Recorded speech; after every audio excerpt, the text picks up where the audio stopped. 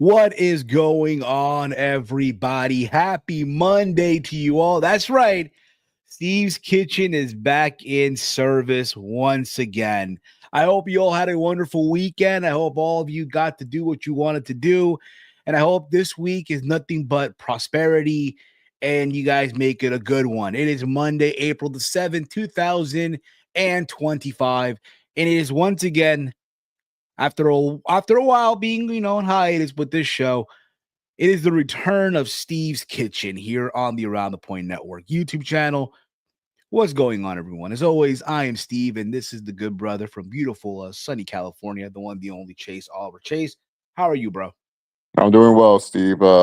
1 week closer to the road to WrestleMania for our vacation. That's what I'm looking forward to. I Oh, facts. desperately want a nice vacation where I can just turn off my brain and have a good time before getting 2025 off to being another successful year for me. So yeah, no, I'm looking forward to vacation. I'm Dude, straight up just like in the mode of like, let's just get there. for real, dude. I'm just like you. I'm just counting it down, bro. I can't wait.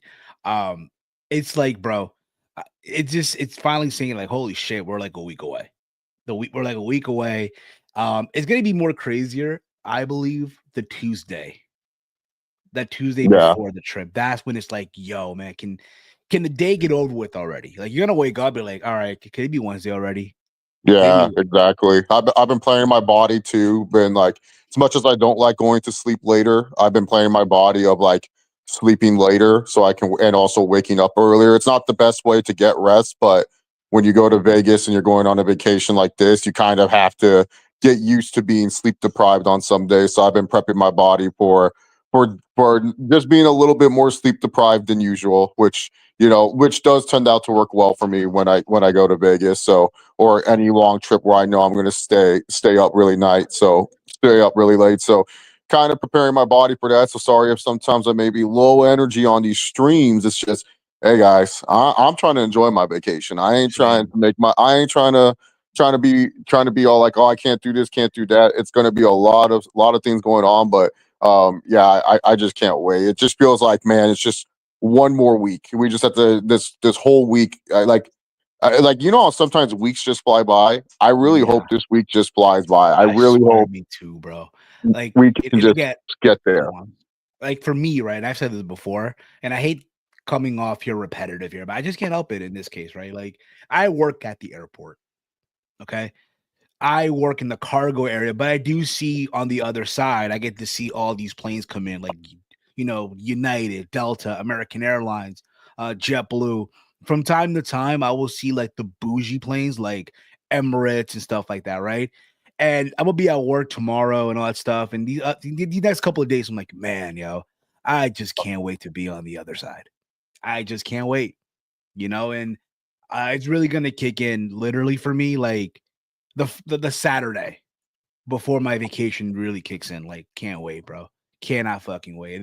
And especially when I clock out that Saturday, when I clock out, that's when vacation begins. I'm like, all right, let's just get to Wednesday, but I just can't wait, bro. I am excited.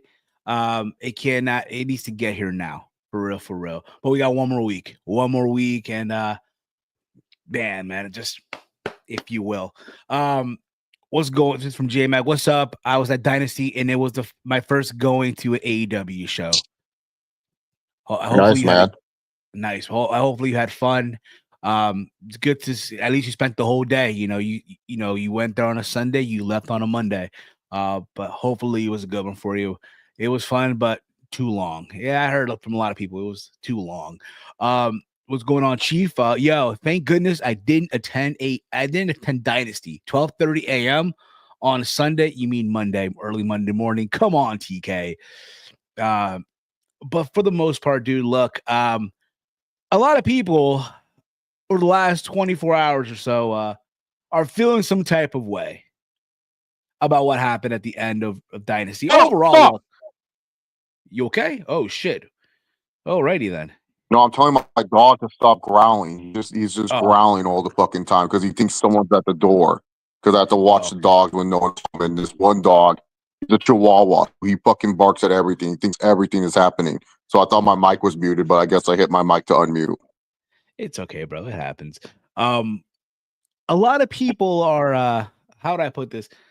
Feeling some type of way about what happened at the end of Dynasty. For the most part, I thought the show, uh, for the most part, was a good show. I enjoyed myself. Was it too long? Absolutely, but that's what you get with these AEW shows. Chase, what about you, bro? Yeah, it was definitely a solid pay per view. Like I didn't feel like my Sunday night was wasted watching it, but yeah, like the length of some of these matches, I'm like, oh my goodness, like did some of these matches need to be on the card? No, like it's just like I don't know what it is. Sometimes Tony Khan he just allows the wrestlers too much freedom to have certain matches, like Bandito and Chris Jericho. That was booked like it was the last match of the night, but it wasn't the last match of the night. It was the third to last match of the night, and that took forever.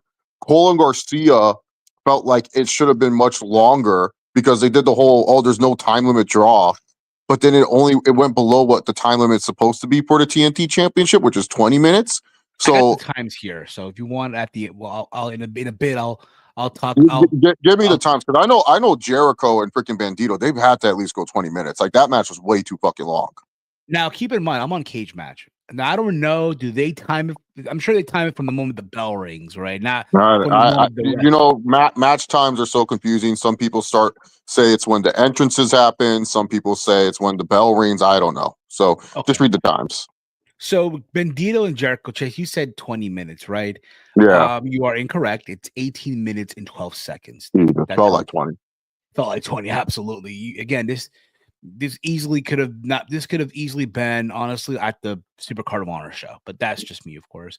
Yeah, they Um, wrestled just like it was a main event. Like the way the match was structured was like this type of match. Like if you're gonna structure a match like this match either goes early in the card to build up some melodrama in the beginning of the show, or it's your main event. And the way they were wrestling, it was literally wrestled like it was a main event level match. Like this was closing out the card for a feel good moment at the end and stuff. It didn't feel like, oh yeah, this is a nice little like cool down match. Like it was weird. Oh, for sure, bro. It felt so fucking weird. I didn't know that someone's mom and sister can be an influence in changing a decision of a match. I know I think it was That I think the it was the CPZ booking. said. Yeah, the booking. I think CPZ said this on CPZ said this I think on the on in the live chat on True Heel Heat when you, Walter, and Romeo were doing the watch party. Um, there's a moment where I think he said, "If that's the case, how come Mama Rhodes didn't get involved in the ending of WrestleMania 39? If that was Yeah, the no, case, because like I said, the way they booked this, the false finish, I was all like, oh my, or the dusty finish as people call it, where Jericho wins, and so you're like, oh wow, the bad guy won. The mom and the sister getting involved to restart the match. The sister clearly slapping Chris Jericho as the match has restarted. So wouldn't that be a DQ it would be. for Jericho to win? And stuff I like agree. no, instead Bandito goes, hits his move, 1, 2, 3, new ROH champ, and then people clear the locker room to celebrate. But I had no emotion for this. I was just like, Neither did I. why did I watch this? What was the point of this? Neither did I. And look, I think a lot of people are just happy that Jericho is no longer the paywall of honor champion. Congrats to Bandito. You're a champion of a brand that barely anyone watches. So congrats to him on that. You did mention also Adam Cole versus Daniel Garcia. You said what time, Chase, for that one? The time limit draw is 20 minutes. I don't even Oh think yeah, they right. even came close to 20. Well, no, they were 15 minutes and 35 seconds. Yeah, so what was the whole point of the stipulation? Like no time limit, no outside interference. Like I get it that outside interference has played in the past, but like because both of those things played in the past of their previous matches for the championship. So that's why I was like, okay, like that's fine if you want to add the stipulation. But the fact that it went below like the time limit, what was the point of adding no time limit draw? Then you have to at least go 23 minutes to show a difference with the time limits. Exactly, but for whatever reason, I feel like in their mind, okay, we got to get this done. All right, we're short on time. Some said that Tony paid for extra time on the show. I mean, we don't know. That being said, I thought the match for the most part, it's all right. Nothing to go crazy, but nothing to really brag about. I did say this on the preview. Um, it was time for Daniel Garcia to drop the title. Look, this was Tony thanked him for re-signing with AEW. Here the title. Here you go. Thank you. Now it's time for Adam Cole, and let's see where they go with this. I mean, again, likely it's gonna be a title on Collision, but that's just me, of course. Um, Also on the show, as far as time limit goes, right? The triple threat between Kenny Omega, Mike Bailey, and Ricochet went about 30 minutes and 56 seconds, which I thought was the match of Yeah, the night. that match was crazy. Yeah, that It match was was. crazy.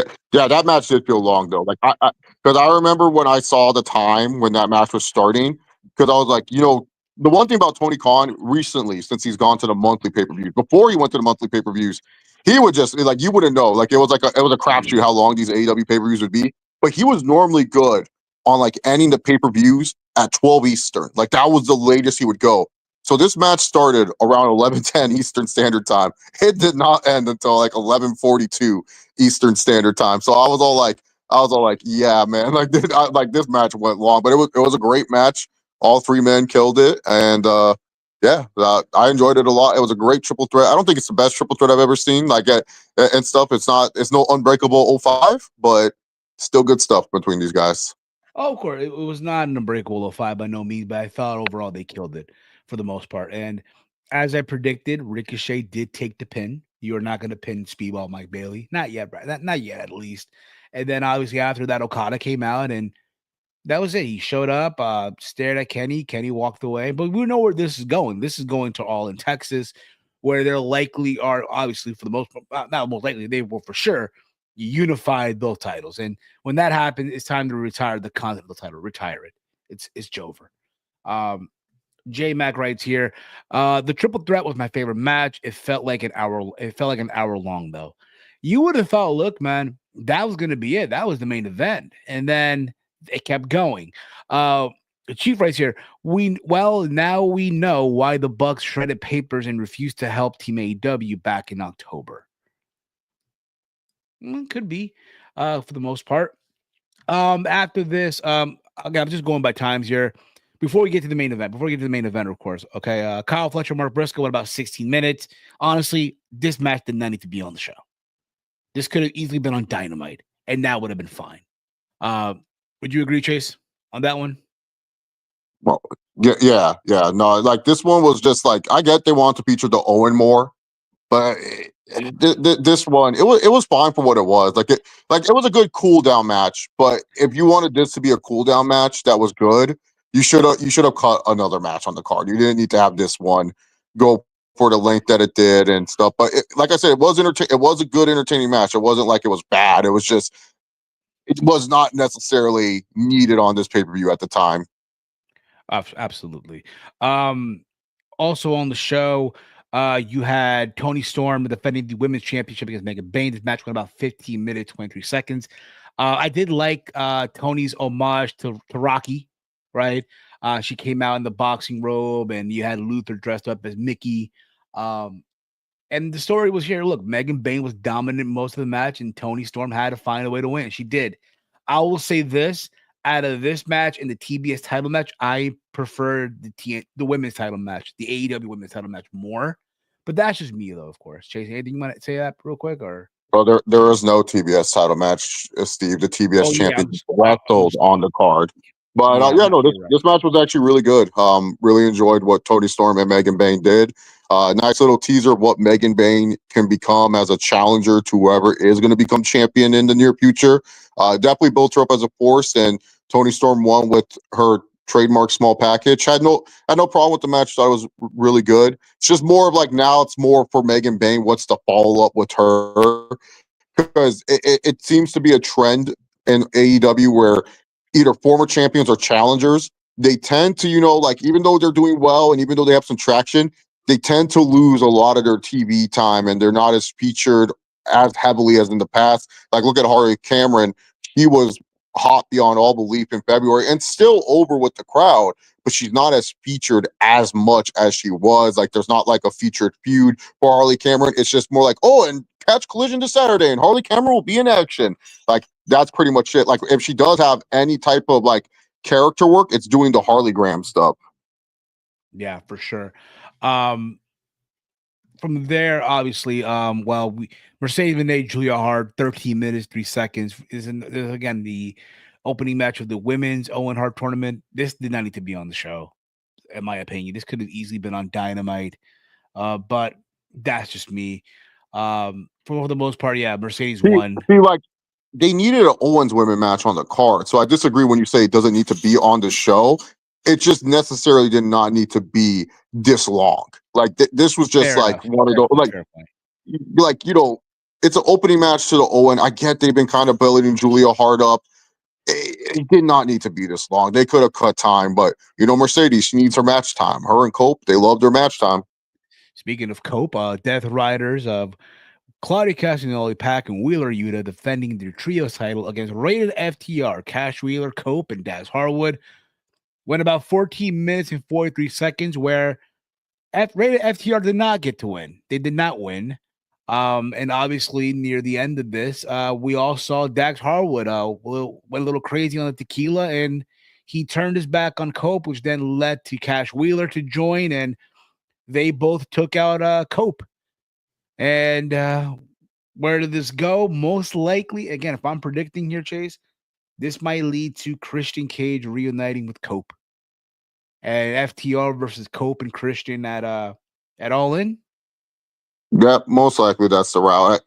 Look, I'm sure I know a lot of fans care about this. I don't care. I really don't. Like Edge and Christian weren't my favorite tag team growing up, so I don't have I was a this Hardy Boy guy, great to be honest. Hardy Boy. emotional connection towards this. Like obviously this is like a match that Edge and FTR have been wanting. It will be a good match. Yes, it will be a good match. It will be good tag team action. I just don't really care about the story going into this, and I'll just be honest when I say that. Like I'm not gonna pretend like good for FTR. You're getting a character change. About damn time you guys are doing something different because you guys went from being one of the hottest tag teams to now you're just like every other team, and now you guys are finally doing something. But yeah, Yeah, for the most part. Um, we did have also the Hurt Syndicate of Bobby Lashley, Shelton Benjamin versus the Learning Tree of Big Bill and Brian Keefe for the tag titles. Look, the only thing I'll say is that the song for the Hurt Syndicate is the most over thing right now when it comes to them. We heard people. We heard people. And then the bell rang. And really, to be honest, if you really thought that the Learning Tree were going to win, you were wrong. And this match, honestly, like I said before, like to me, the show was so long. I'm looking at matches that you could cut off. This is probably one of them too. To be honest, yeah, this is a match. the tag team title match. This was one where it's like sometimes like one of the things that I've liked what Triple H has done lately is where he has decided that like certain title matches don't need to be on pay-per-view where like he has or PLEs as they call them like he has decided okay we don't need to have this match on PLE, let's feature this as our main event for Raw or SmackDown. That I like that like because like not every time do we need to have a title all the titles on PLE or pay-per-view. This could have been one of those where it's like, yeah, this could have been a good main event for your go home show at Dynamite. Hurt Syndicate gets a win before the pay per view, and it's like, okay, they defended the tag titles. We saved some time. Like, it just felt like we wanted to get the Hurt Syndicate on pay per view. We want to try to progress this MJF and Hurt Syndicate storyline. Yeah, this didn't need to be on the show at all. To be honest, it's not that the match was passable. Like it's a passable pay per view match. But if you look at what else you've had on this card and what your focus is on this card, you did not need this tag team title match. No, honestly, and I think I said this too on the the watch party.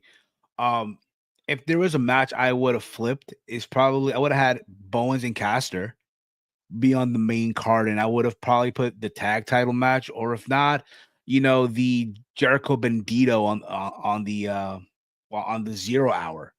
To be honest with you, um, but that being said, again, this was just a passable pay per view match between the Hurt Syndicate and the Learning Tree. Now, and again, MJF was involved too, so we'll see where that progresses. Most likely on Wednesday.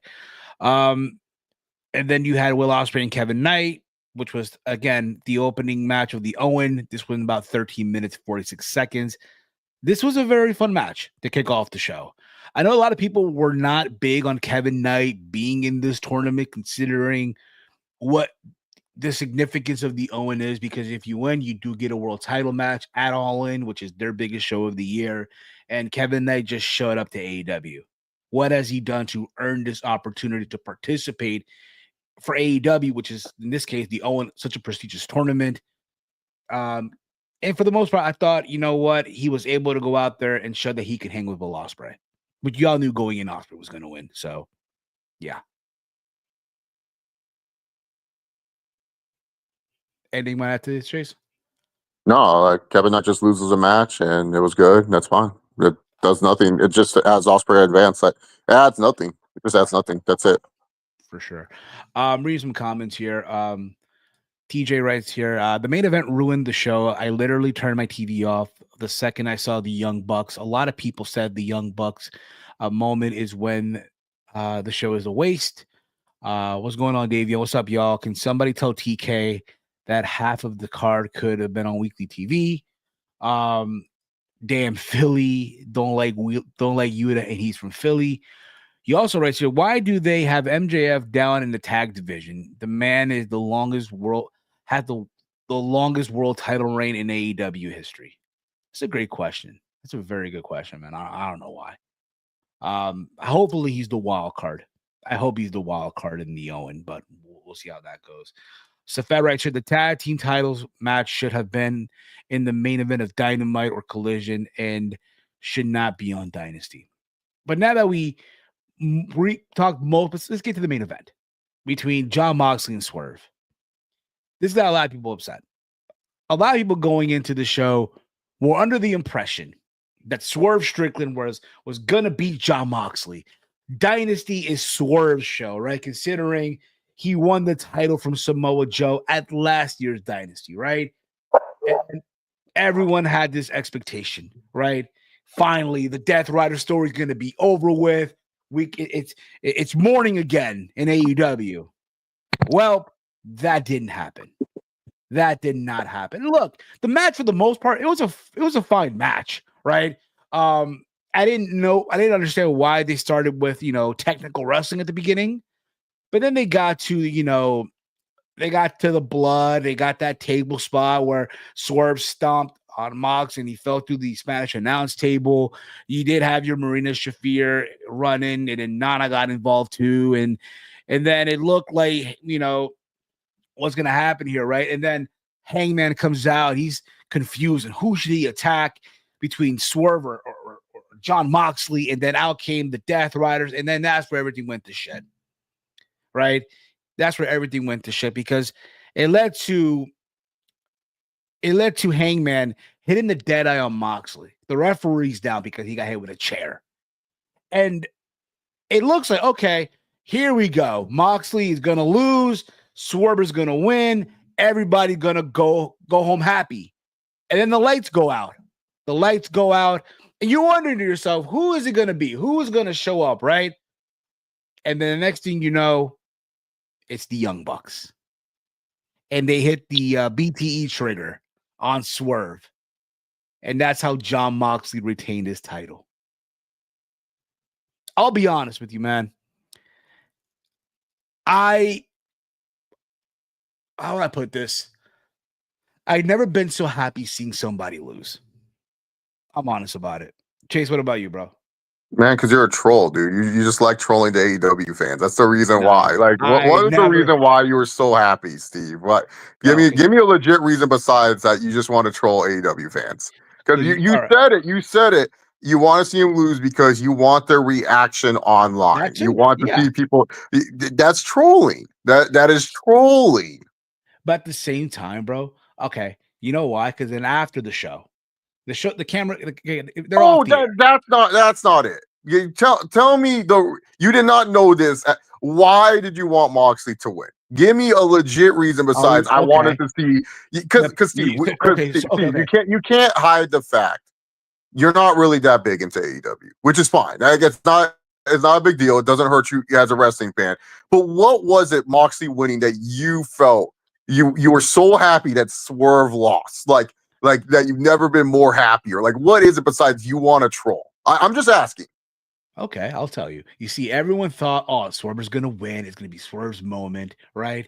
Are we really gonna have this big payoff of the Death Riders? Because Tony's hellbent on the story, right? For Tony Khan, this is his bloodline story. This is his bloodline story, literally. So, are we really gonna end this story? Let's be honest here, on a filler pay-per-view that is Dynasty, or do you want this payoff on your biggest show of the year, all in a stadium in Texas? What if it doesn't happen at all? Then what? What's your reaction then? Well, we can keep on going with this then. Keep on going with it. Interesting. Okay. But yeah, man, look. And then, again, look, man. And then after, when the camera went off the air, I know Swerve had some comments and he said, fuck Booker T. Which I'm like, bro, you just had a world title match. Instead of thanking the crowd, right? Thank you for being here. Next thing you're going to say, fuck Booker T? Come on, bro. Come on. It's ridiculous, bro. Your thoughts, Chase? Yeah, main event was, I'll give this. I didn't know who was going to win. It was I was leaning more towards Moxley just because I felt Tony Khan, he's so adamant about this storyline. Like, he's not going to give it up. Like, he thinks this is great shit. So I felt Tony Khan was going to be too stubborn for his own good. And the thing with Tony Khan is this, man. Tony Khan has built up a lot of good faith with a lot of wrestling fans, especially those who are pro AEW.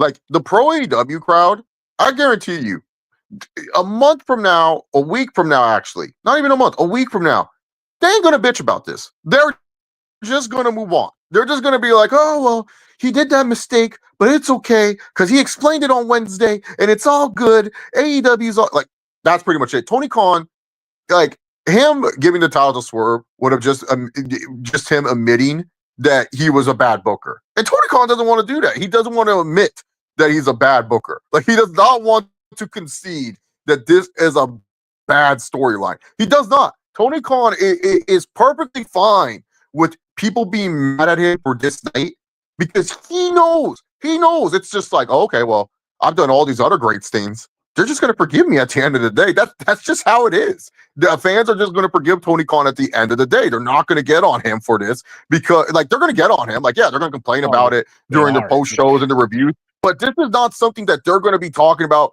a week from now. They're not going to make a big deal about this a week from now. They're not going to make a big deal about this a month from now. They're just going to sit. And I'm not saying like all wrestling fans. I'm saying like those who are pro AEW, the hardcore AEW fans, not neutral parties, not people that have, like legit like concerns for both companies. I'm talking about the diehard AEW fans, the people that Tony Khan listens to and hears from the most. Those are the people that he knows it's like, I can make a mistake because I built such good faith with this fan base. They're not going to hate me for it because it's not like Triple H, who, has a past as a wrestler, has a past as the NXT booker, where people just hate Triple H. So Triple H doesn't get any of these passes, like, at all, because we all know what this guy is like because we have a lot of history with him. For Tony Khan, for most people, he's just a wrestling fan that started an alternative wrestling company that did good from 2019 to 2021. That's pretty much it. Like, if you don't follow his time at the Jaguars, if you don't follow him for Fulham FC, you don't know much about the guy besides the fact that he's a billionaire. And he did such a great job with AEW early on. And people are, and these pro AEW fans, these are the pro AEW fans. They're the people that are just like, fuck the Fed. We're never going to watch WWE, da-da-da. So he knows, he already got them. And they're not going to leave. He has you on the leash already. You're the dog on the fucking leash. You're not going to leave AEW. You're not going to stop watching. He knows this.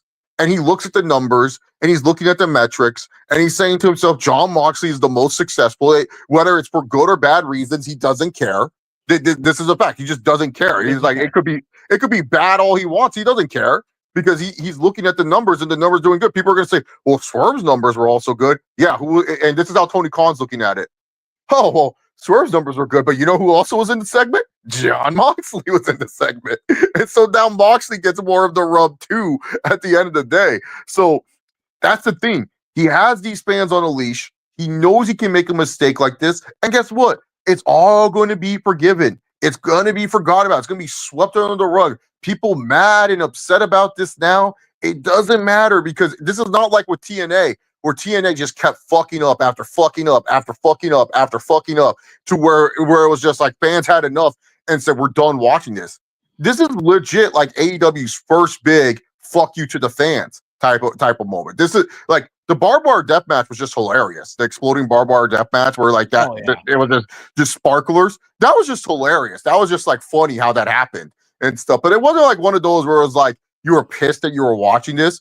This is the first time where Tony Khan told the fans, this is my promotion. This is what I want to do. Fuck you. That's pretty much it. Because like Tony Khan also doesn't want to give in too much power to the fans. Because the one thing Tony Khan loves, he loves that AEW World Championship. And that's the one belt. If he can, he won't hot potato it because he truly believes a world champion should be 6 months to a time. I know there's been short reign world champions, but sometimes that's because of outside control or things that like, he had to pivot. But when it comes to pivoting overall, and especially for a major villain like Jon Moxley, Tony Khan is not going to drop the belt, and especially drop the belt to Swerve, just for Swerve to have a transitional title reign to Hangman Adam Page, and because he doesn't have Swerve or Hangman Adam Page probably booked to be his world champion. He probably has only two people right now, Will Ospreay and Darby Allin, as the guys that he wants next as world champion. And it's just up to him to decide when he wants to pull that trigger. But that's the thing when I'm trying to tell people, it's like this is what Tony Khan can do, because he has built a lot of good faith with a lot of the pro AEW crowd, and so he can make a mistake like this. He can't do it all the time because that will lead to people like completely giving up on him.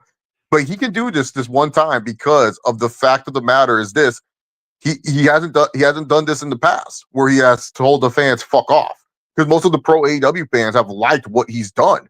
So this is the first time where he's done this, but he's also trying to remind you that he's the one behind the pen. It's not you guys. I respect you guys. I listen to you guys. Da da da da da.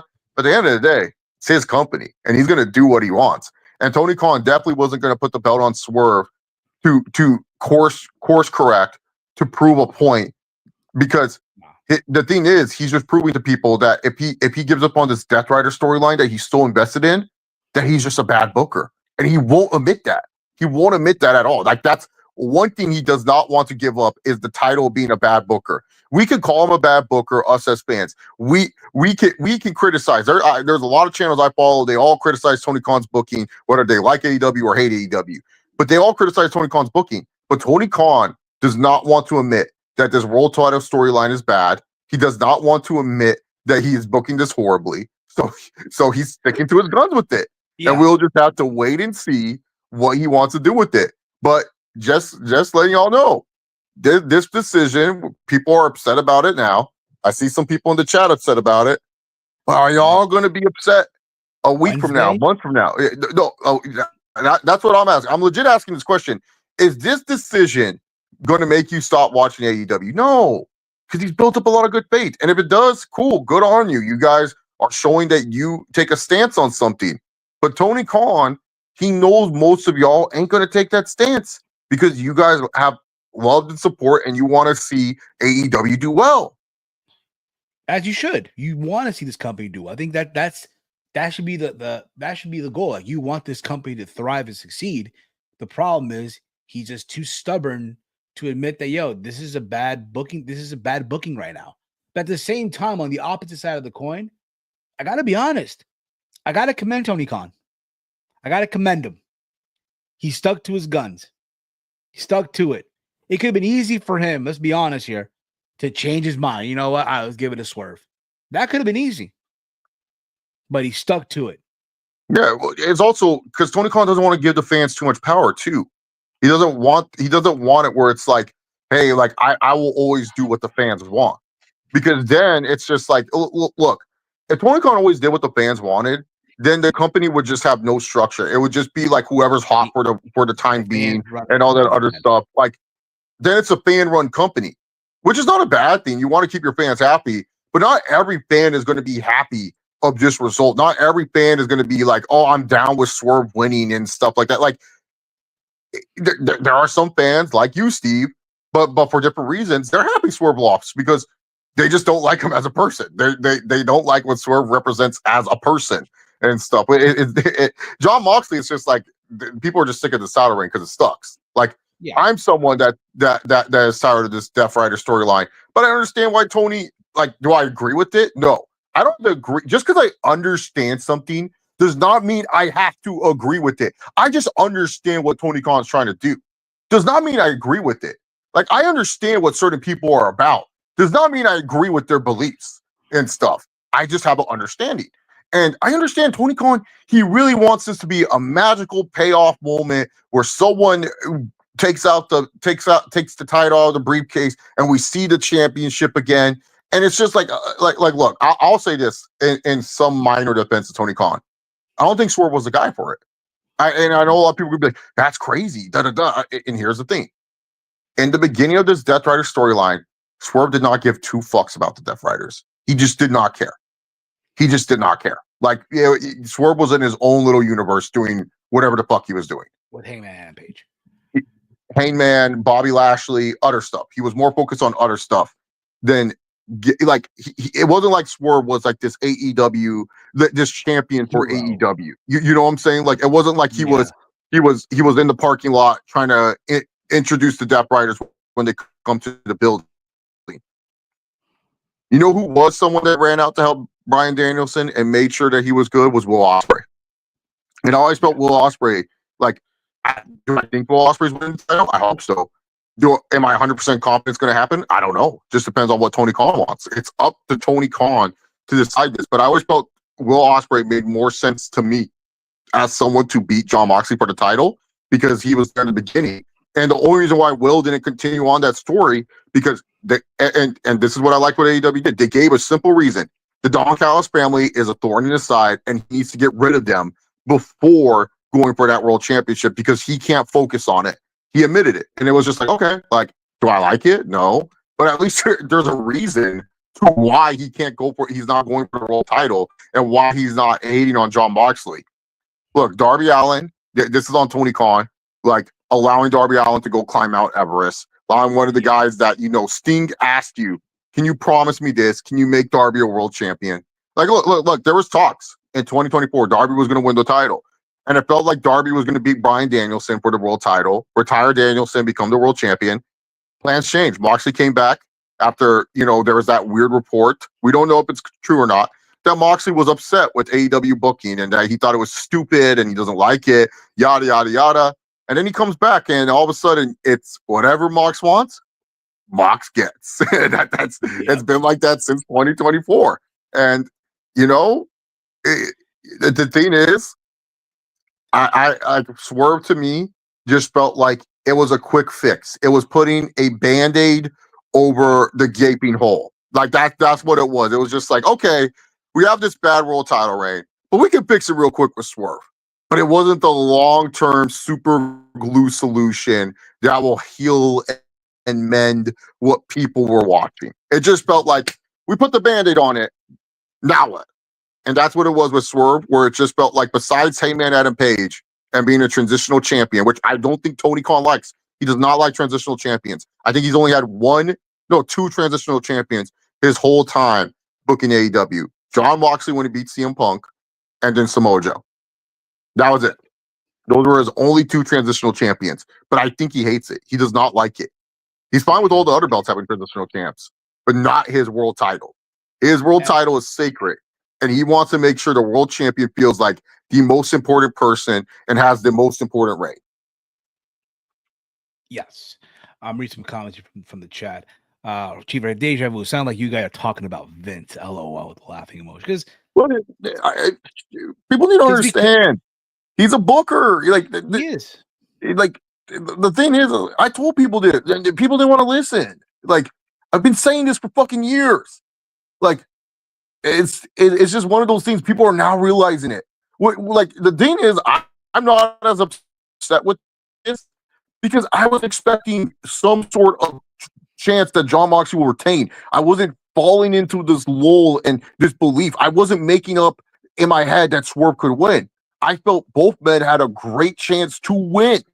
A great chance to win. That's the thing. I wasn't falling for the Swerve trap.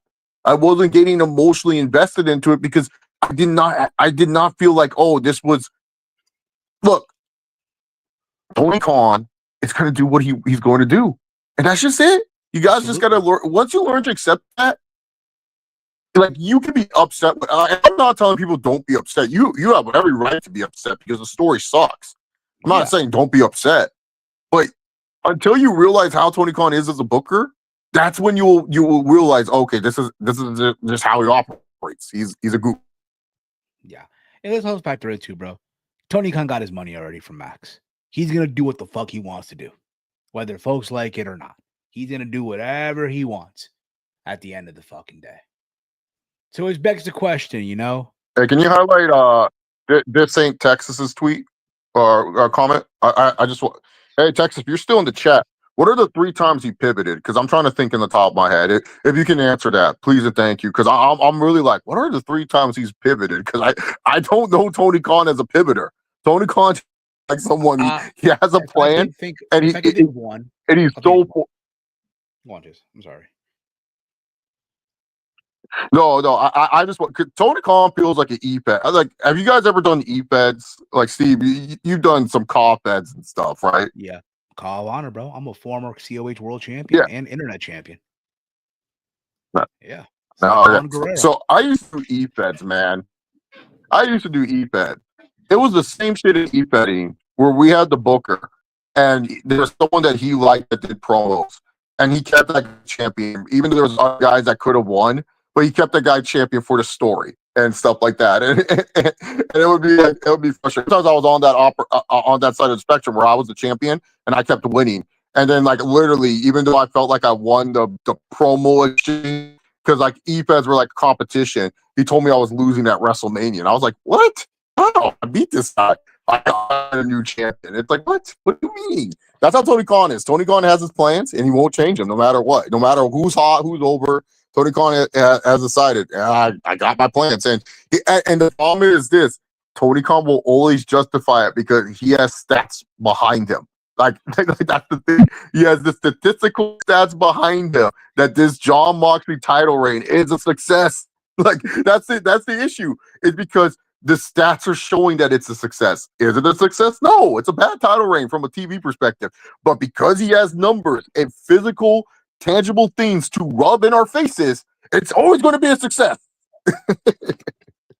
All right. So Texas wrote the following, right? I'll even throw one more after I read all 3 of them. I'll even throw one more. But for this, we have to go way back. Once Tony Khan, the neck brace. Oh, yeah. That's a pivot. Yeah, because he should have been in the story, but he wasn't. Okay. Twice with the Elite Takeover. I feel like that's part of the neck brace, though. That's part with the neck brace a little bit, but that's fine. Go in more detail on that one, Texas. Like, I want to see what you were saying on that one. But yeah. And the third, the Death Rider, this ain't the AEW I remember, which turned into Takeover, was supposedly Bucks recruited them after Dynasty. Yeah. No, that's definitely a pivot because he was going with Darby as champ, and then he pivoted to Moxley as champ. But he was fine with Moxley being a long reigning champ, so he didn't care. Yeah, I'll throw one more in there, but this you have to go way back. You have to go back to like All In 2020. You have to go back to this. Do you guys remember back in All In 2020? This is during the pandemic. So they had. You mean All Out? Yeah, All Out. I'm sorry. Goddamn. All Out 2020. You have to go back. This is during the pandemic. Do you guys remember they had like Big Swole versus Britt Baker in some like cinematic match? And Tony first booked it on the 0 hour, right? And all the fans on social media were so angry, like, oh, this deserves to be on the main card. Why this on the pre-show? This is bullshit. And then Tony Khan listened to the fans and he moved that match from the 0 hour to the main card, and it shat the bed. No, I'm thinking more of a pivot. Like he's in the middle of a story, Steve. That's just changing the card. A pivot is like A pivot's like he has John Moxley as champ. He knows it's not working, so he throws away whatever plans that he had planned for it, and Oh, he okay, makes okay. someone else a champ. Fair point. Fair point. Um, but at the end of the day, man, look, did Tony fumble? I know people want to say that a lot now. Tony fumbled. Tony fumbled. And I'll be honest, I don't think he did with this one. I don't think he fumbled at all at the end of the day. What about you, Chase? He's been fumbling. He's been fumbling this whole time. It's just that he's picking up his own fumbles. And that's it. Like he's recovering his own fumbles. Like it's 3rd and 26 for Tony at this point. And you know, like I said, he already got the crowd that likes him will always like him. It's not going to change. The thing is with Tony Khan, as long as the attendance is good, as long as the money is good, as long as the pay-per-view buys are good, as long as the ratings keep going up, it won't be a fumble for him. He'll like we used to say this about with Vince a lot, with like especially like back in like 2012 through like 2018. You need to attack the wallets if you really want to make some type of impact.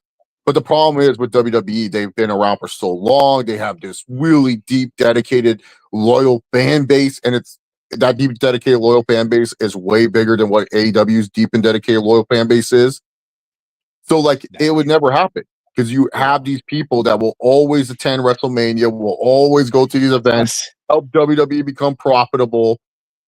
You know what I'm saying? Like, well, we've done it for AEW too. We went to Double or Nothing. It's not like we haven't traveled outside of our states to watch a wrestling show. Like, I went to the first yeah, Forbidden Door in Chicago. yeah. So it's not like that. Like we're just wrestling fans. Like we're more like neutral towards both companies. It's not like you're more WWE than because you like to troll the AEW fans. No, you give AEW a lot of tough times, Steve. Let's just be honest. But the thing is, the thing is with AEW is this: the fan base is not as huge as like what WWE's is. So if you really want to show Tony Khan change, you have to attack what he's looking at, which is the metrics and the numbers. You want to see those changes, like as much as like Chase, AEW is the one thing that I look forward to every Wednesday. Find something else on a Wednesday then if you really want to see AEW change, because it's not going to change anytime soon. And you're going to sit here and eat crow, and Tony Khan is going to get away with all this stuff because of the fact that he's built up a lot of good faith with y'all. Because he's going to find a way to do a segment. He's going to do something that will make you forget about this horrible booking decision. That's what he's going to do. And he's going to convince you. Yep. And all you guys who are complaining about what happened last night will find a reason why to defend it down the road. Not forgetting the fact that you guys did not like it in the first place. You know, so Fett writes here, by the way, AEW not a public company though. Yeah, no. I'm just talking about for Tony Khan's bankroll. That's it. So, like, I'm just talking about the company earning money. That's all he's looking at. He's just looking to make AEW a profitable company. Because let's be real, this is the first business venture Tony Khan. Like, yes, he's supported by his dad, obviously. Yeah. Business venture, like, he's in full control. He's not in full control with the Jaguars. He's not in full control with Full FC. He does a lot of stuff that impacts those franchises, but he's not in full control. This is his first big business adventure. And this is something that he truly believes in, and he had to sell his dad on this idea. And his dad believes in this idea as well, letting his son do it. So for Tony Khan, this is about pride for his dad. You know, his dad was a self-made billionaire, made all this money for himself, generational wealth. Tony's kids will be taken care of. His grandkids will be taken care of. His great will be taken care of. That's the type of money Shad Khan has. He has money where his kids can be taken care of. Tony wants to prove to his dad that he can do it in his own way with his business. Because let's keep in mind, Tony Khan started AEW when wrestling was at its worst. WWE was horrible in 2019. Like, professional wrestling was not hot at all. It was just it was a niche form of entertainment that was making good TV revenue money. That was it. And Tony Khan took a bold chance with AEW and was successful with it. Absolutely successful with results and everything. Whether you like the product or not from a TV perspective, It is a success in terms of when he started it. It's just now, look, he had success, like uber success, super early on. And of course, like any great company, you're going to see some dips. AEW dipped at a time they didn't really need it to dip. They lost some fans. They lost some good faith from casuals, from the lapsed fans. Like I said this whole time, you're targeting fans that stopped watching wrestling in the first place. They're going to get lapsed again. when your big target audience is the lapsed wrestling fan, the fan that stopped watching in 2001, that's not a good. Yeah, like when you're targeting fans that stopped watching, they're not the ones that are loyal because they're going to find a way to get bored again and not watch again. That's just pretty much it. That's just how it works when it comes to All Elite Wrestling, is that you're going to have those fans that will stop watching again. So when you're targeting that, the thing was, he also got the frustrated fans with WWE. The fans that were sick and tired of seeing Roman Reigns get dog food thrown on him, Shane McMahon getting random pushes, and whatever other bullshit was happening at that time. The thing was, WWE had Vince McMahon finally get ousted. Triple H came, and Triple H just had a good year of booking in WWE, despite the in-ring action not being as good as AEW, was able to catch fire again because WWE's style is more made for, just like simple-minded human beings. Like that's just how it is. It's not an insult. It's not an insult at all. I'm just saying that's the thing. Because most people flipping the channels, watching wrestling and stuff like that, they just want something simple. And WWE provides that in the ring. A simple-minded style that makes you say, oh, wow, look what they're doing. This is great. Da-da-da. And all that other stuff. So that's why WWE catch back on fire. And when they do pull out a crazy good freaking match, it's like, oh shit, this is insane. Oh my god, like it works every time. It's how it is. While AEW, they didn't change anything. They just stayed in their course. They didn't like when they needed to lean into more storylines. They said, fuck the storylines. Here's more matches. And then later on, a lot of the wrestlers wrestle the same. They do the same style. They do the same moves. Everyone does an apron spot. There's no like it's just bleeds. Like they're just going out there, huh? Everyone fucking bleeds. Everyone bleeds. Like it's not. And the thing is, AEW came in at a time where frustrated WWE fans were happy because it was like, oh, this is great. And then when WWE got good again, and the simple-minded monkey style of clapping hands a bit, WWE worked again. They're like, oh yeah, great, we're back. And then AEW was just like, oh, we're having good matches. And those fans were like, we don't care. We like simple clapping monkey stuff. This is simple clapping. This is all we want. Because the WWE style is built for, simple-minded stuff. And it's not an insult, like I said. That's just how it is. That's why WWE's been successful for 60 plus years. Yeah. Like I'm just telling you, like the AEW style, it's like this style is just like if you loved like the in-ring, you're going to always love it because like that's just what you enjoy from wrestling. You love that these guys are super athletic, acrobatic. Like for all the people that think wrestling is not a sport, them doing all these athletic stuff, the gymnastic stuff, that's what that proves you your belief that wrestling can be a sport. So you just watch and you say, this is great. I love how they're doing death defying high impact stuff.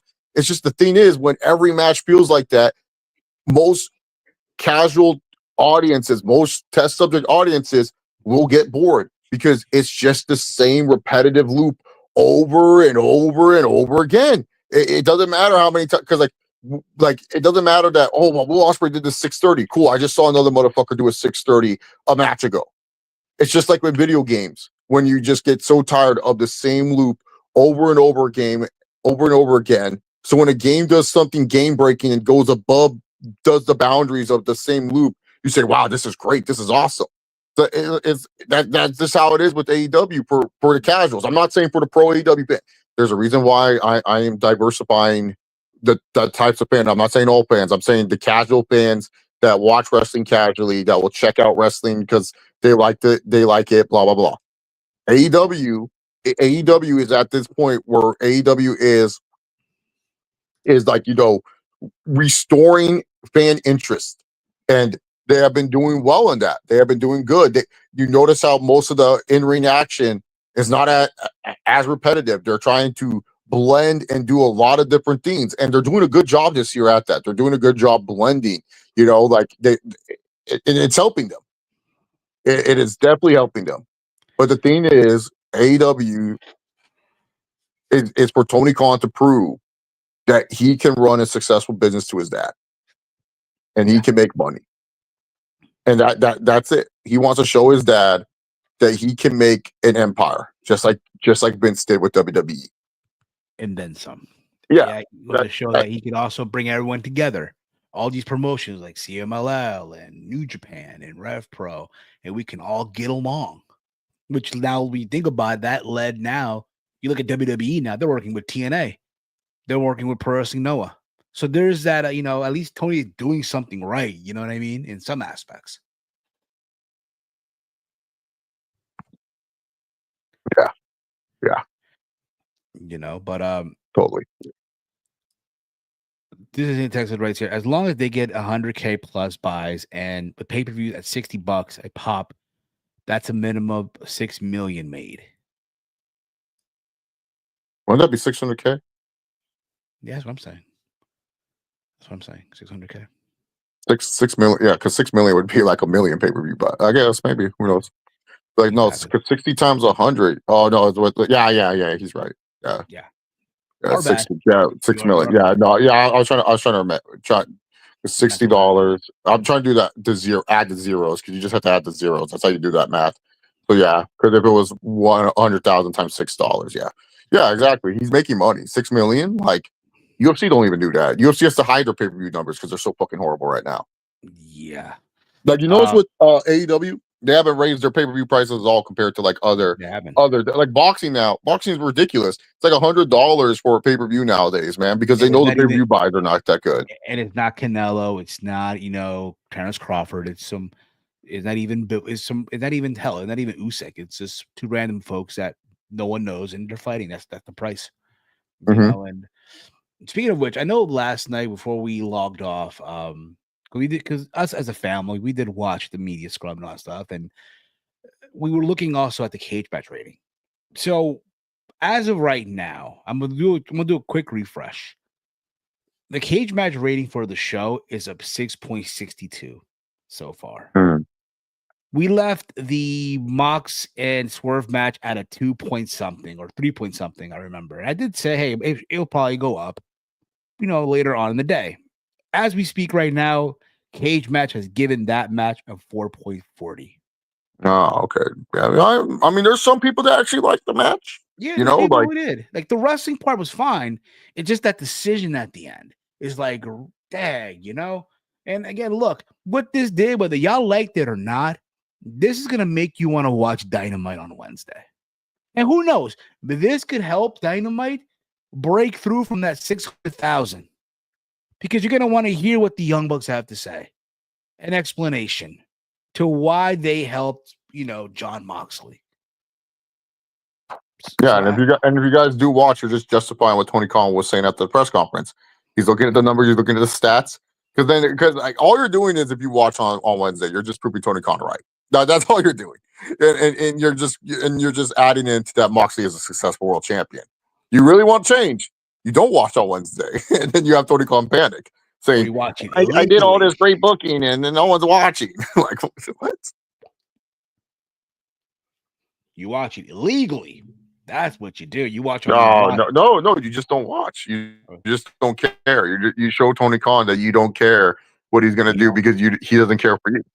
You don't tweet it. You don't tweet hashtag AEW. And AEW fans have more power than online WWE fans because online AEW fans make up a majority of AEW's audience. Yeah, they do. Absolutely. Safet right here. Breaking news. Adam Pearce announced a fatal four-way match. Finn Balor versus Dominic Mysterio versus Penta versus Braun Breaker for the Intercontinental Championship match at WrestleMania 41. As we predicted, Chase. Yeah, as reported too. They reported this, so good shit. You're fine with it. It should be fun. I think that's more of a night 2 match, right? Night 2. Would you say? For the most part? Hmm. I'm leaning night one for that. Because I'm sure, look, if the men's IC title is having a fatal four way, I predict, well, not anymore. I was gonna say, but no, LA Knight is wrestling Jacob Fatu. I forgot. Maybe the women's US Yeah, title. he's just doing a single. He's just doing a singles match. Man, poor Solosa Cole can't get on Mania no matter what. Wasted all this summer pushing this guy, and he can't even get on WrestleMania. No, you cannot. Taking it all, bro. Won't be taking it all, but I will. Yeah, we'll be taking it all to catering, bro. He's taking all the catering. Him and Tama Tonga. Yeah. What do you want, Solo? You want this on your plate? You want Jesus. this jerk chicken? You want this jerk chicken? You want the potatoes? You want the salad? This romaine Yeah, lettuce man. with the Yeah. spinach. Yeah. But outside of that, I mean, look, they did announce, like we just mentioned, LA Knight and Solo Sokoa. Jacob Fatu, what the fuck's wrong with me? The fuck? I know I'm doing a solo cosplay, but goddamn, you know. But also there was that segment, Tiffany Stratton and Charlotte Flair, that just went all over the place. Went all over the place. I get what they were trying to do. I get what they were trying to do. Very messy. Very, very messy. But again, they were trying to like get some heat on, get people talking about their match, which it worked, right? They're trying to get some heat, but it was not the right heat. Just bad execution. Very, very bad execution. Yeah. And like I feel like they can't have a regular wrestling match after this. Like sit these women down and say just do like a mini shoot fight. Like that's it. Like you can't have a regular wrestling match after this because that all their segments have been awkward and tension filled, like just weird energy. You know when like you can tell two people just don't get along. That's how it felt like all their segments have been, where it's just this weird tension. And especially like what the first SmackDown European show that they did, they had the pull apart brawl and stuff. You can't just have it where they go out there wrestling, doing Charlotte pushes her down, flexes, and they both do moonsaults and stuff. Maybe they can do a moonsault during the match, like casually, but they should just stiffen each other up and just say, hey, Charlotte, we know you can do a WrestleMania Classic. Tiffany, we know you're a great athlete and you want to show you can just go out there and shoot fight. Just shoot on each other for 10 minutes. Make this as gritty as don't even go out there and have point. Like, oh, you go out there and have a regular match. Like, look, I've seen Charlotte and Rhea live. That was a great instant classic. I don't think we need to see a regular ass match between these people. Yeah, that too. And yeah, I'm all for the idea of them shooting at each other for 10 minutes or so and leave some marks and all that stuff, but we'll see how that goes. And look, just bad execution, just very, very bad execution. I know the reports is that backstage, they're both to blame, but more blame is on Charlotte. I mean, look, she let the crowd get to her. The way I looked at it too, they were in No, Chicago. they said it was tension building for weeks. So Yeah, they said they blame Charlotte for causing this tension weeks ago. But my thing is too, like, yo, this past Friday they were in Chicago. They're in the Midwest. Tiffany is from the Midwest, so you kind of had to know, like, the crowd was going to be pro Tiffany. You know what I mean? Uh, but that being said, look, let's just get this in the ring and see what happens at WrestleMania. Also, CM Punk announced his favor, the long anticipated. Wondering what the favor was going to be. We found out what it is. In that at WrestleMania, in the main event of night one between Seth Rollins, Roman Reigns, and CM Punk, Paul Heyman, the wise man for Roman Reigns, will be in the corner of CM Punk. What And a traitor! yeah, I know a lot of people were like, "Well, hell no." It's this fucking octopus betraying our tribal chief after all Roman Reigns has done for him. Just doing it. It makes me sick to my stomach. Where's loyalty in this sport? And everyone's gonna say, "Well, Chase, he's I being got loyal you, to Chase. CM Punk. CM Got Punk you, left Chase. him. CM I Punk got you. left him. Roman Reigns never did. What? No, don't play a clip when I'm trying to talk. After you're done, I will. No. Don't play a clip at all. We don't need this clip. I'm the clip. I'm here to tell you, Paul Heyman. Everyone has left you. Tommy Dreamer has tried to kill you. Tommy Dreamer tried to kill you at WrestleMania 17. You have burnt every single bridge. There is one bridge that has kept you afloat, and that is our tribal chief, Roman Reigns. And now you're trying to burn that bridge. What's wrong with you? What is wrong with you? I'm being dead honest. Being loyal to a guy who left you, This guy left you. He left you high and dry. He's the reason why you have to manage Curtis Axel and shit. And yet you still want to be loyal to this guy. I don't know yet, Chief. I have to see what happens. It depends on what the result is after WrestleMania 39 if the wise man's off the island. Because, and look, you're in my section. You're going to hear me insult Paul Heyman a lot. I'm going to call him a thief because he is a thief. Someone that has let ECW down. No, I can't. Too emotional right now. I was looking around to see because again, I'm sure I thought the odds would have changed a little bit since Friday with the announcement. CM Punk is still a -3. He's a -300. Roman's a +200. Seth Rollins, who I think might be the one ended up winning this match come WrestleMania, is a +275 right now. Wow. Yeah. Indeed. You know, I was gonna say, you know, with all this Paul Heyman stuff and him, you know, being a traitor, the way I looked at it too is there's a little snake in the grass right there. Hey, little boy. Yeah. The paper was such a nothing. It's a letdown. I'm like, you know what? You mean to tell me, you know what? The winner gets a world title match or something? But no, it's Paul Heyman in the corner of CM Punk. Yeah. When he main events WrestleMania, like we were supposed to know when that was going to happen. Like what? Like this is where it's like if this was the favor, this is where it's like, man, Punk and Roman really should have been in a title match because then that would be like, oh shit, now it's just a random triple threat and Seth Rollins is there because he has beef with both of them. It's like, yeah, it was cool. It's so stupid. It's so dumb. Honestly, it's just dumb. Like I look, I'm happy the match is happening, but the buildup is so stupid to me. I'm just like, and it's sad because it's one of the better built-up matches for Mania. Is this match? But the buildup itself is fucking stupid. Like it's just like, oh yeah, fuck the Rumble, fuck the Chamber. We can main event because we're bigger stars. So CM Punk. The fucked up part is this feud started at the Royal Rumble because they all got eliminated and they couldn't main event Mania. But here they are. They're main eventing. Yeah, exactly. It's like that's why I find the feud stupid sometimes because I'm like, look, if they want to have a triple threat match, fine. But the fact that they're main eventing, this makes it even more stupid because they didn't even win the Rumble to main event. The whole reason why CM Punk had to do the Elimination Chamber, had to be in the Rumble, because that was his chance of main eventing WrestleMania. And then he just gets this main event, which you felt, okay, that's his favor. That's cool. But then, no, it turns out his favor is to be with Paul Heyman. And it's like, yo, what the hell is this? Like, they just get the main event. That's why if Roman and Punk was for the title, this would have been a lot more juicier and would have been a lot more something, but yeah, couldn't do there. So yeah, they couldn't do it. But also on SmackDown, they couldn't do it. Yeah. Also on this past Friday on SmackDown was the in-ring debut of Rey Fenix as he went up against the guy from Axiom, Nathan Frazier from NXT, and I thought for the most part, look. Good. It was a good debut by Rey Fenix. There's a spot there where he could have hurt Nathan Frazier, but Nathan kicked out.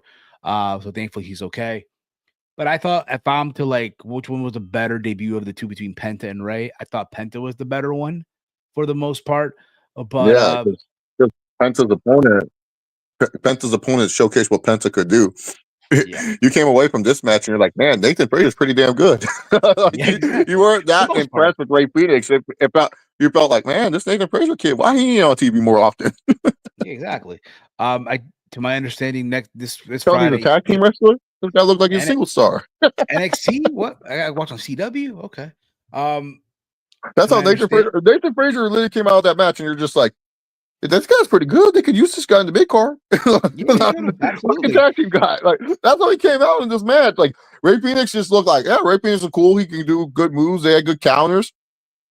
But Nathan Frazier looked a lot better, in my opinion. Oh, of course, absolutely.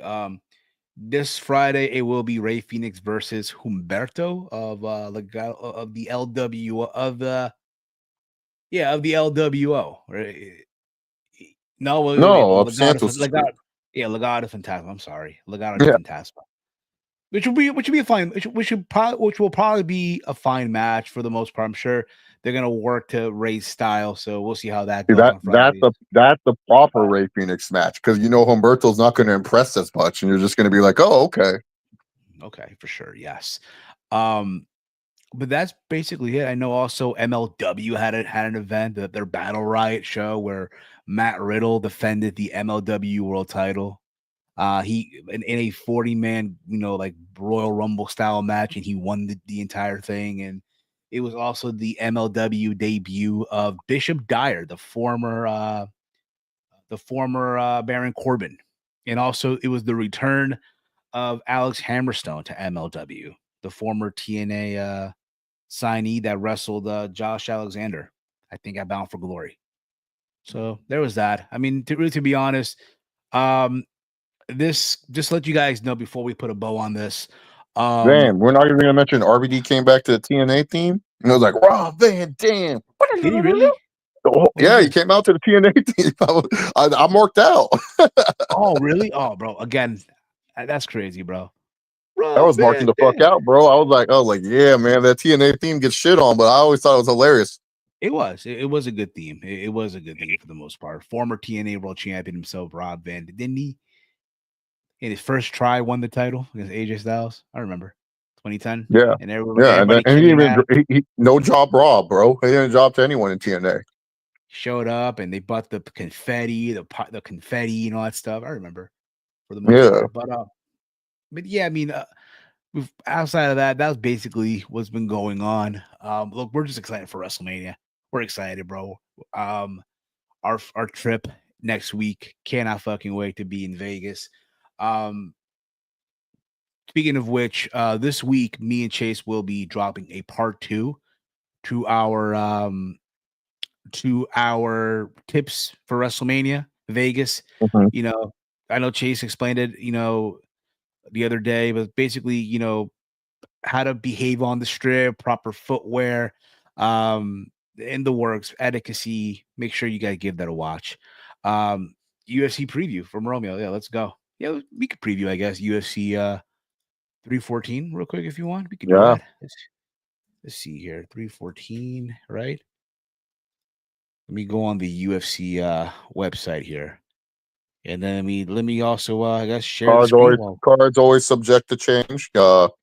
Never know with weigh-ins and everything. So yeah, you never know who has an illness or who, breaking news and stuff like that. So there we go. You see the screen, right, Chase? You see it? Everyone sees the yeah, screen watching on your screens and your mobile devices, whatever it may be. Want me to zoom in real quick, or is this good enough for you? that's just You can fine. I zoom. can see it. All right, so let's start from the bottom. We'll work our way to the anything on the prelims you want to mention here too. Uh, Dan Ige Jim versus Jim Miller and Chase Hooper is pretty interesting. I think Chase Hooper could very well win that one. Jan Shanown and Verna Jandaroba, that's very interesting. I think Jan should come in as the underdog, very good underdog to bet in, but that's a good one. Ige and Steve Woodson, I think Ige should win that one, but who knows? He yeah. likes to drop random fights, but those pop into mind. I will say this though for Jan, she gets to win. I'm sure she's next in line, right? But a win right here. That's She already fought. Remember, she had a horrible performance. Oh yeah, you're right. Yeah, fucking hell, it's been such a long time. Yeah, That's that's what right. I'm saying. Like, that's why she might come in as the underdog.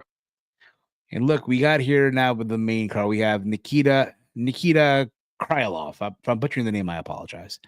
Versus former light heavyweight title challenger Dominic Reyes. Dominic Reyes, I'll say, been on a little bit of a rise, right? He has the win over Anthony Smith after being beaten so many times. I'm gonna go with I'll go with Krylov here. What about you, Trace? Yeah, yeah. Krylov is gonna just destroy Reyes. Reyes has a chance. He has great striking. So if Reyes can get him early with the striking, that'll lead to a victory. But I think Krylov, he's just a better overall fighter at this point in time than Dominic Reyes. So if he can weather what Reyes is really good at, blitzing early, then he'll be fine and he should win this one in decision. For sure. After this, we do have Yair Rodriguez going up against the debuting Patricio Pitbull, the former Bellator featherweight champion, I believe also lightweight champion. Didn't he hold both at the same time at one point in He was a Bellator? double champ. He beat Michael Chandler, who's the co-main. Yes. Look, I'm happy to see Pitbull finally in the UFC. Even though someone has said it should have happened a long time ago for the most part. Should be a fun fight. I'm gonna go with Yair Rodriguez getting the winner. I'll go with Yair. Yeah, Pitbull is a little bit older. The chin is not as strong. The one thing Patricio Pitbull has over Yair Rodriguez, and it does not matter, Yair Rodriguez refuses to learn what wrestling is. It's just a crux in his career that's going to hurt him. If Pitbull can figure out the distance, the striking distance between him and Yair, and the one thing Yair is dangerous with is those kicks. If he can find a way to just not get hit with one of those switch kicks or one of those roundhouses or those weird crescent kicks that Yair likes to throw, and he gets in close, he's winning this fight. Because Yair Rodriguez, like I said, refuses to wrestle. But if Pitbull gets cracked with something by Yair Rodriguez, he might go down. It's a very toss-em fight. You're betting, I say just bet this fight to either end in KO or go the distance. But I think Pitbull, being the more veteran-savvy fighter, I think he's going to win this fight. I think it could be a very close one. I think this is actually going to be the fight of the night. I think it's going to be a good fight.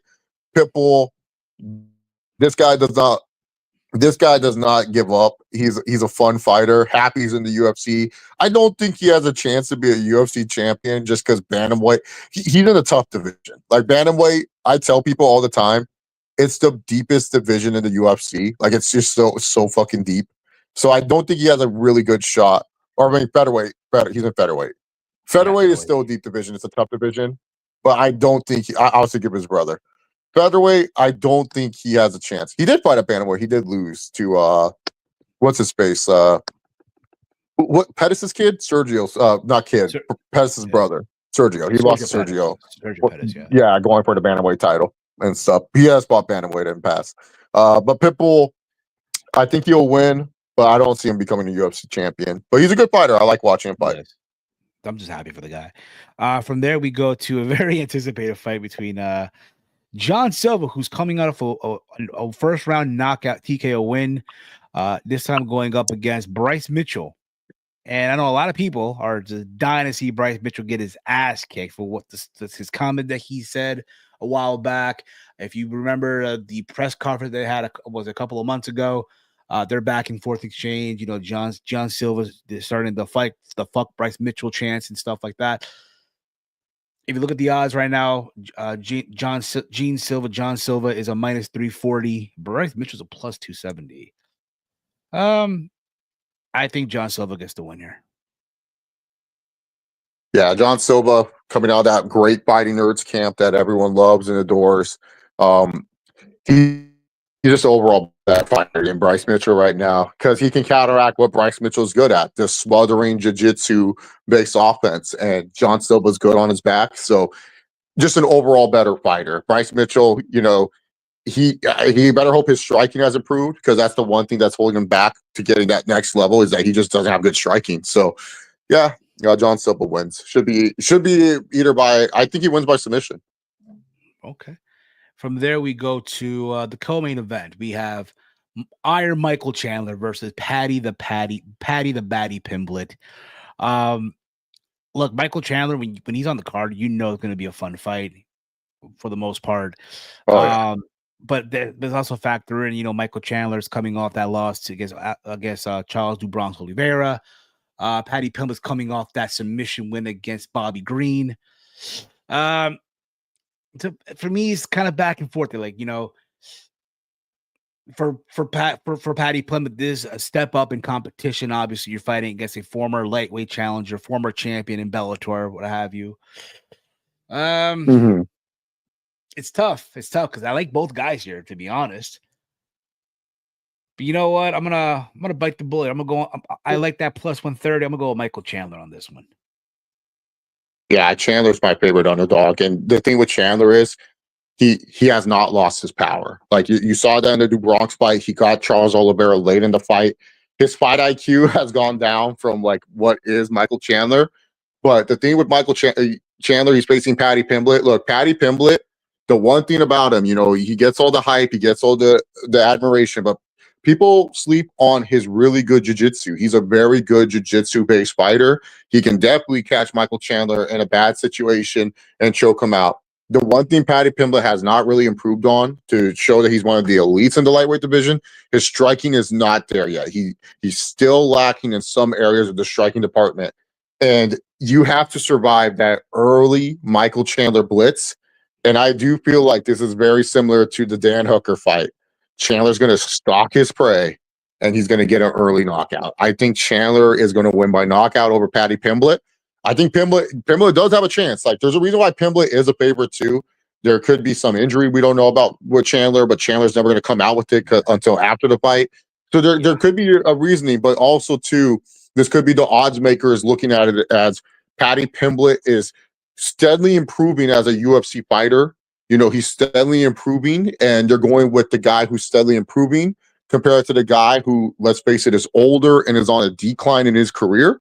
So they're going with the guy that is a little bit more on the rise than the guy that's on the decline. But I think Chandler wins this fight just because it's the only way I feel Chandler loses is if he stupidly does a takedown that gets him into a guillotine choke. And then you're just like, fucking idiot. You were winning. You were winning the stand-up. Why'd you go for this takedown? Like, Chandler will find a way to lose this fight if he causes it to lose. But if Chandler stays focused, he stalks the prey, he does something, he winning.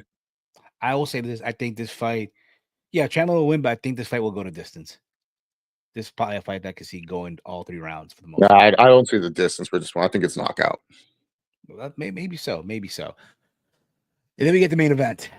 As you guys know, because technically he's still the champion. Ilia Topuria is moving up to 155, and he is vacating his UFC featherweight title. And because of all this, it's going to go down now to the former champion Alexander Volkanovski, the man that beat Topuria, the man that Topuria beat for the title back in 2024, going up against the up-and-coming rising Brazilian sensation Diego Lopes. Diego Lopes, who's coming off a win against Brian Ortega, it's been impressive for the most part, right? If you look at the odds right now, Volkanovski's a -148, Diego Lopes a +124. I think they're looking at this based off experience because for Diego Lopes, now you're going up in competition. You're facing arguably one of the members of the Mount Rushmore of that featherweight division in Volkanovski. And he is. Yeah, they're Max Aldo, and then if you want to add Connor, it's Connor. Like those are the Mount Rushmore featherweight fighters in UFC history. Of course, absolutely. You know what I mean? But at the same time, the last time we saw Volkanovski, he lost to Islam in the rematch, right? Even though he took that fight on short notice, right? He got cracked by Islam Makhachev, right? And then he got cracked by Topuria. So we don't know where that chin is at, right? We don't know if it's like Justin Gaethje, right? When he fought Fiziev in the rematch, if he could still, take punches and stuff like that. But for Diego Lopes, again, you're going up in competition. And how is Diego Lopes going to be if the fight goes into rounds 3, 4, and 5? Yeah. It's a tough one for me because I like both guys here too, right? I'm going to go with Alexander Volkanovski and new. Yeah, so we're not saying and still for this guy because we're so used to saying it. The thing with this fight, it's very interesting because Lopez has a lot of great power. He throws these nice looping strikes that seem to catch his opponents off guard, and that's what he needs to do early in this fight. He cannot come into this fight letting Volk control the tempo, control the pace.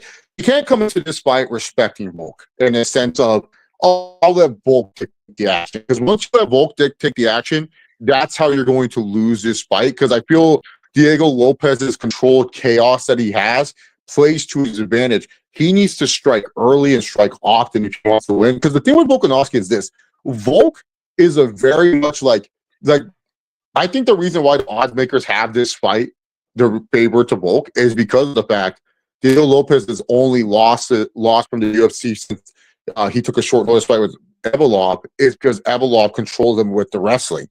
And Diego Lopez, he's no slouch himself on the ground, but it's shown when he gets on his back, he is just there.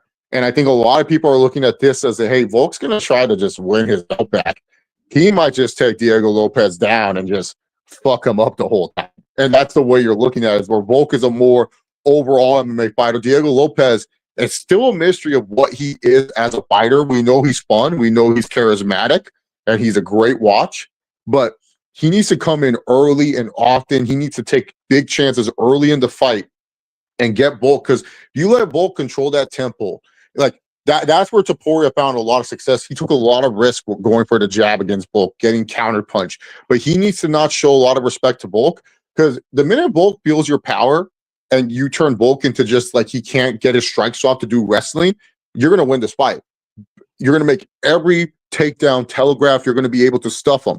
But if Volk gets in his rhythm and Volk realizes, oh, this mate, he's a very good striker. I feel like we're being very even here. Volk is going to go take you down and just grind it out wrestle you the whole time. And then instead of you becoming the champion, Volk will become the champion once again. So that's why I'm leaning more towards Volk, because I do think Volk is going to take this more measured approach. And I know Lopez, he might have first title fight jitters. He might have those jitters where he's just a little bit more hesitant than he wants to be, because he's coming in. Hey, this guy trains with the former champion, like an Alexa Grasso. He's going to say to himself, like, oh, I want to be patient in there and stuff. And sometimes that's a detriment to the fighter. They come in too patient because they have so much respect for someone. And a guy like Volk, he still commands that respect. That's why Ilia Topuria, he did so well, was because Ilia Topuria is like, no, I respect you, but I'm still going to put pressure on you. And that's what Diego Lopez needs to do. Absolutely. It should be a fun fight. I look forward to seeing what happens here. But I will say this, though, regarding Michael Chandler, when the fight is over with, I do see Michael Chandler once again calling out Conor McGregor. I do see it happening again. So, for the most part. There you go. Here's Chase again. Hey, you're back.